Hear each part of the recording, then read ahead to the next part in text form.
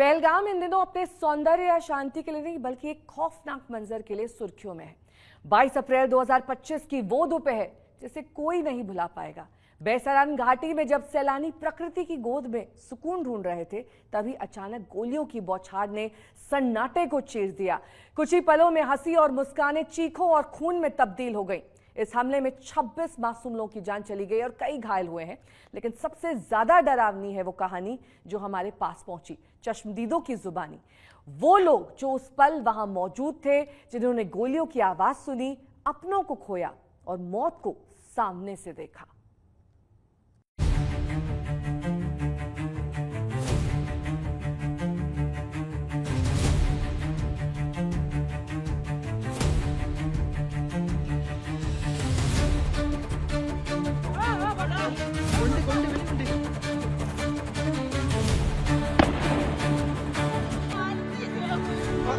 पति को मार दिया। अरे हिंदू है मुसलमान, मैंने कहा हिंदू, मार दिया, मार दिया।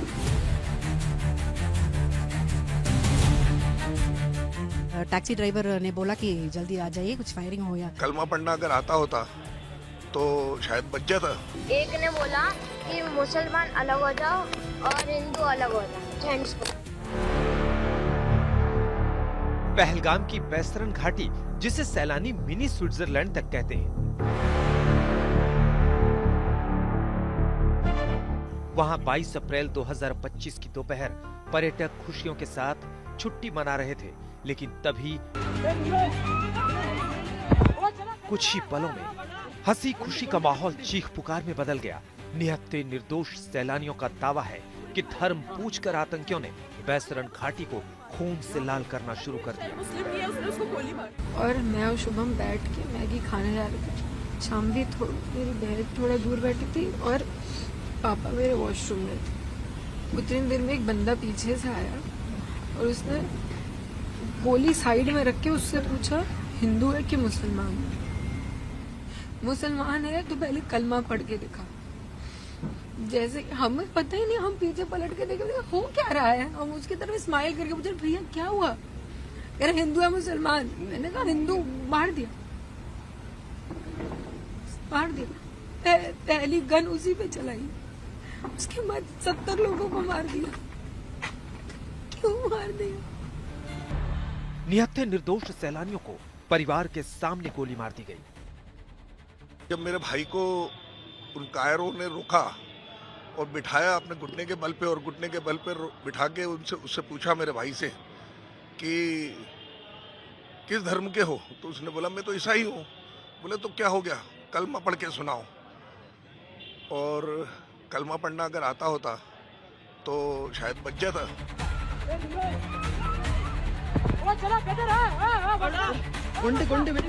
निहत्थे निर्दोष सैलानियों का दावा है कि आतंकियों ने कलमा पढ़ने को कहा और जो नहीं पढ़ पाया उसे वहीं ढेर कर दिया। कश्मीर तो बहुत अच्छा है। हम पहलगाम गए थे, उधर घोड़े से जाना होता था ऊपर, तो ऊपर गए तो 10-15 मिनट में वो आतंकवादी आ गए। तो हम भागे और छुपे। आतंकवादी ने ढूंढ लिया। हमें तो टोटल 2 ही दिखे थे। एक ने बोला कि मुसलमान अलग हो जाओ और हिंदू अलग हो जाओ, जेंट्स को। और हिंदू वाले जेंट्स को गोली मार दी गन से। और बाद में जब वो अचानक से गायब हो गए, चले गए, तब सब बोले जो बच्चे हैं वो भागो नीचे। तो हम सीधा है, आखिर क्यों एक बार फिर पहलगाम आतंकियों के निशाने पर आया? पिछले कुछ सालों से आतंकी गतिविधियों का फोकस लगातार सिविलियन टारगेट्स की ओर बढ़ रहा है। लेकिन जब निशाना बनता है पहलगाम, तो सवाल सिर्फ सुरक्षा का नहीं होता, सवाल होता है एक सांस्कृतिक और धार्मिक प्रतीक पर वार करने का। क्योंकि यहीं से गुजरती है अमरनाथ यात्रा, यहीं उमड़ती है लाखों श्रद्धालुओं की आस्था। इसलिए यह सवाल जरूरी हो जाता है कि क्या ऐसी आस्था को चोट पहुंचाने के लिए आतंकियों ने एक बार फिर इस पवित्र स्थान को अपना निशाना बनाया, या फिर बेसरन घाटी पर हमला करना आतंकियों के लिए आसान टारगेट था? मेन रास्ते पे इतना ज्यादा कीचड़ है कि चलना मुश्किल है। आमतौर पर लोग यहाँ पर टट्टुओं पर या घोड़ों पर जाते हैं, जो कि सामान्य है।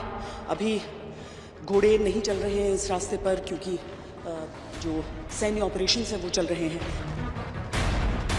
बैसरन पहलगाम का एक बड़ा सा मैदान है जो कि पहलगाम शहर के दक्षिण पूर्व में है और नदियों, घने जंगलों और कीचड़ भरे इलाकों से गुजरने वाले रास्तों से पहुंचा जा सकता है।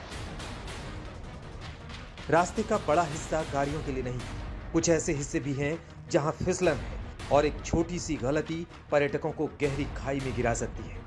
पहलगाम से पर्यटक पैदल और घोड़े पर घास के मैदानों तक पहुंचते हैं। इसके अलावा ATV यानी ऑल टेरेन व्हीकल का इस्तेमाल होता है। पहलगाम से बैसरन तक पैदल पहुंचने में लगभग 1 घंटा लग सकता है। रास्ते में कोई ब्रेक नहीं मिलता। घास का मैदान चारों तरफ से गहरी घाटियों से घिरा है और ये सारी जानकारी आतंकियों के पास थी। हुआ क्या वहां पर कर रहे थे, जिसको मिनी स्विट्जरलैंड कहते हैं, जो बेसू वैली मेडो है, वहां पर क्या आपने देखा, क्या सुना? हम जब वहाँ पर पहुँचे तो हम लोग, ये मेरे मित्र है, इन्होंने कहा मैं जीप लाइन से जाऊँगा। तो मैंने उससे कहा बात कर लो। उसने कहा 95 के ऊपर हम किसी को नहीं लेके जाते। तो हम लोग थोड़ा वो जो जीप लाइन का जो है ऊंचा वाला भाग वहाँ बैठे थे और जो घोड़े से हम लोग गए थे वो घोड़े वाले भी हमारे पास आकर बैठे थे। हम लोग ऐसे बात कर रहे थे। अचानक देखते हैं कि जो सेंटर लाइन में जो बीच वाला जो भाग है वहाँ पर गोली चलने की आवाज़ हुई। 1 2 3 तीसरे गोली में मैंने अपने दोस्तों को अवेयर किया कि टेररिस्ट अटैक है, भागो। और मैं सबसे पहले पेड़ के पीछे जाके छुपा। मेरा दोस्त जमीन पे सो गया था। मैंने इनको कहा वहाँ से हटो आप तेजी से। तब तक हमारे सामने एक लेडी को खत्म कर चुके थे वो लोग। लेडी को पानीपुरी वाला जो था वहाँ पर भेलपुरी वाला, मैं उससे भेलपुरी मुश्किल से 10 मिनट पहले लेके आया था। तो भेलपुरी लेके आया और हम लोग खा रहे थे और खा के हुआ और एकदम से फायरिंग की आवाज आई। तो हम तो मतलब एक सडनली ऐसा उम्मीद नहीं थी कि इतना शांत माहौल है, अभी इतना अच्छा सब चल रहा है, ये अचानक कैसे हो जाएगा। मगर ये बहुत दुर्भाग्यपूर्ण है।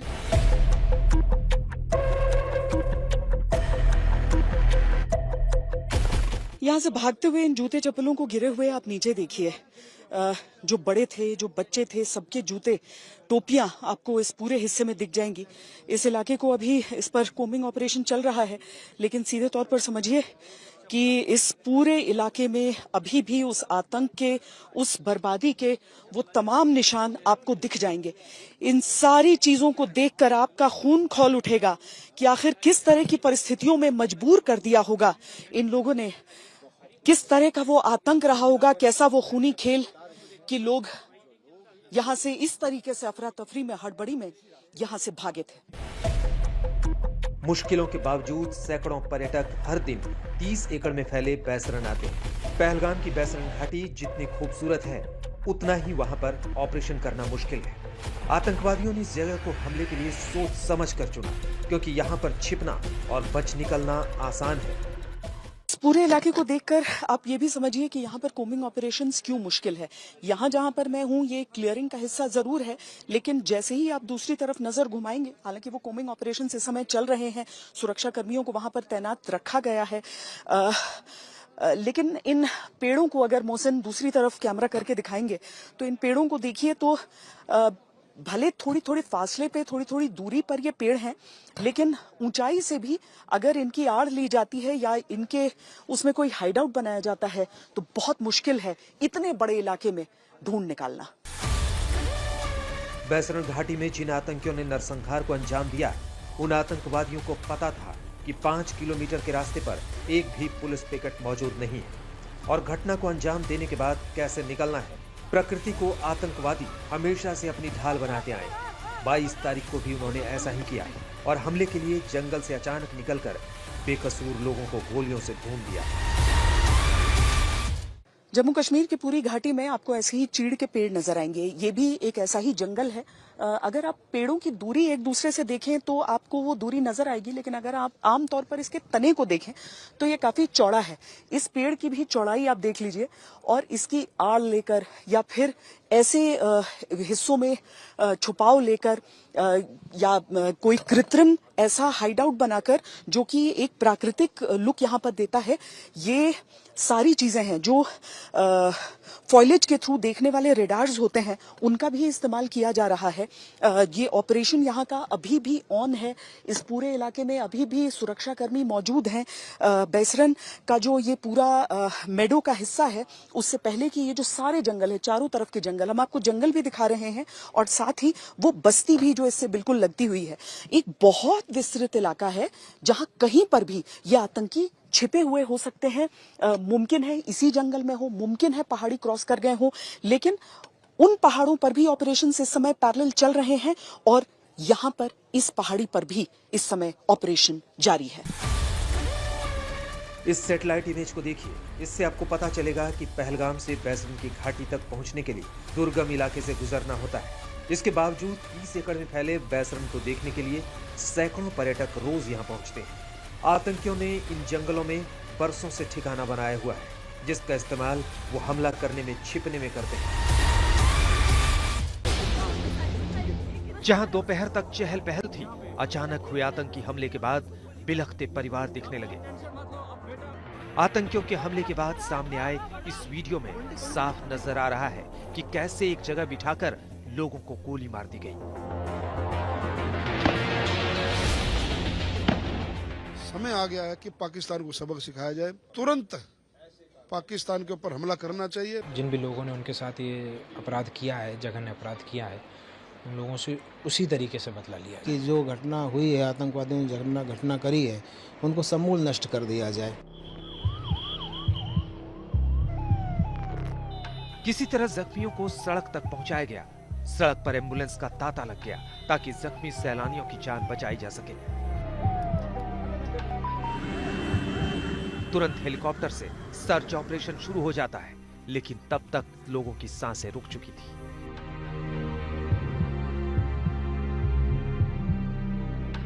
लेडीज पे किसको ये नहीं किया, जो छोटे बच्चे थे उनको भी, जेंट्स को टारगेट किया था उन्होंने। नरेंद्र मोदी जी और अमित शाह के प्रशासन पे, शासन पे, उनकी नीतियों पे मुझे पूरा विश्वास है और बहुत जल्दी ही एक्शन होगा। 22 अप्रैल को जो कुछ भी हुआ, जो नरसंहार हुआ, उसके निशान वो आपको आज भी यहाँ पर दिखाई देंगे कि किस तरीके से भेलपुरी बिखरी हुई है। जो खाने के लिए टिफिन लेकर आए थे लोग, वो यहाँ पर यूं ही फेंका हुआ है। कई जगह पर यहाँ पर खून के निशान मौजूद थे, लेकिन यहाँ पूरी साफ सफाई हुई। तो ये बैसरन घाटी से सीधे आज तक इंडिया टुडे की ये एक्सक्लूसिव रिपोर्ट है।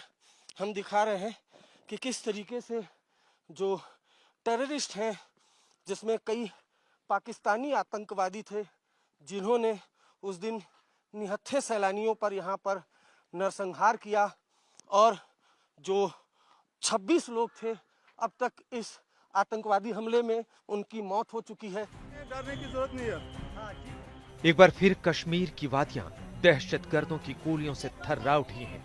एक बार फिर आतंकियों ने कश्मीर की वादियों को नफरती सोच से लहूलुहान कर दिया है।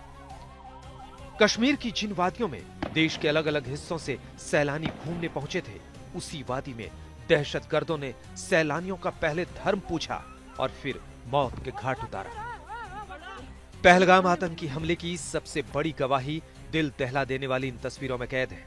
इन तस्वीरों को देखकर रूह कांप उठती है, क्योंकि आतंक की इबारत लिखने वालों ने हैवानियत की सारी हदों को पार कर दिया। बहुत गौर से दहशतगर्दों की नापाक साजिश का एक एक सच देखिए और सुनिए कि पहलगाम में मंगलवार को क्या क्या हुआ था। आतंक के दलदल से किसी तरह बचकर भागते लोगों के छूटे हुए जूते चप्पल की निशानी अब भी घाटी के रास्तों में नजर आती है, जो बताती है कि जान बचाना 22 अप्रैल को कितना कठिन हो चुका था। यहाँ से भागते हुए इन जूते चप्पलों को गिरे हुए आप नीचे देखिए। जो बड़े थे, जो बच्चे थे, सबके जूते, टोपियां आपको इस पूरे हिस्से में दिख जाएंगी। इस इलाके को अभी इस पर कोम्बिंग ऑपरेशन चल रहा है, लेकिन सीधे तौर पर समझिए कि इस पूरे इलाके में अभी भी उस आतंक के, उस बर्बादी के वो तमाम निशान आपको दिख जाएंगे। इन सारी चीजों को देखकर आपका खून खौल उठेगा कि आखिर किस तरह की परिस्थितियों में मजबूर कर दिया होगा इन लोगों ने, किस तरह का वो आतंक रहा होगा, कैसा वो खूनी खेल कि लोग यहाँ से इस तरीके से अफरा तफरी में, हड़बड़ी में यहाँ से भागे थे। मौके पर सुरक्षा बलों का नामो निशान नहीं था। तस्वीरें बताने के लिए काफी है कि दहशतगर्दों से बचाने के लिए कोई नहीं था। गोलियों से जख्मी लोग तड़पते रहे, जिंदगी बचाने की भीख मांगते रहे, लेकिन यहाँ खौफ के सिवाय कुछ नहीं था। मैं सरकार से यही चाहता हूँ कि मोदी जी, अमित शाह जी, ये जो घटना बनी है उसकी कड़ी से कड़ी सजा दिलाई जाए उसको, आतंकवादी को, और इससे भी बड़ा एक एयर स्ट्राइक करके उसको खत्म किया जाए। उनको सरेआम ऑन स्पॉट निपटा दिया जाए, क्योंकि कानूनी पेचीदगी में बहुत फंस जाएंगे अपन, और अपना पैसा और पब्लिक को गलत इंटेंस जाएगा, तो इसलिए ऑन स्पॉट पे इनको तो निपटा दिया जाए। दहशतगर्द पूरी तैयारी के साथ आए थे। आतंकियों का टारगेट पहले से तय था। ना तो कश्मीर में सुरक्षा के पुख्ता दावे दहशतगर्दों के मंसूबों पर भारी पड़े। हमले को रोकना तो छोड़िए, दहशतगर्द हमले को अंजाम देते हैं, सैलानियों को अपनी गोलियों का शिकार बनाते हैं और मौके से फरार हो जाते हैं। यानी सुरक्षा के तमाम दावे सिर्फ और सिर्फ खोखले साबित हुए। हमारे ऑफिशियल्स के ओर से, आईबी के ओर से, होम मिनिस्ट्री के ऑफिशियल्स के ओर से ब्रीफिंग किया गया है। घटना कैसे हुई और कहां चूक हुई इसका भी बताया। शुरुआत में सरकार की ओर से रक्षा मंत्री जी ने बताया कि जो घटना पहलगाम में जो हुआ है उसके बाद भारत सरकार ने सीसीएस बैठक में क्या कदम उठाया, क्या फैसला लिया, उसका भी जानकारी दिया। और फिर सरकार का आतंकवाद के खिलाफ जीरो टॉलरेंस पॉलिसी के बारे में शुरू में बताया। पाकिस्तान किसी भी हाल में घाटी में शांति बर्दाश्त नहीं करने वाला, चाहे इसके लिए निहत्थे और बेकसूर पर्यटकों को ही क्यों न निशाना बनाना पड़े। पति को मार दिया।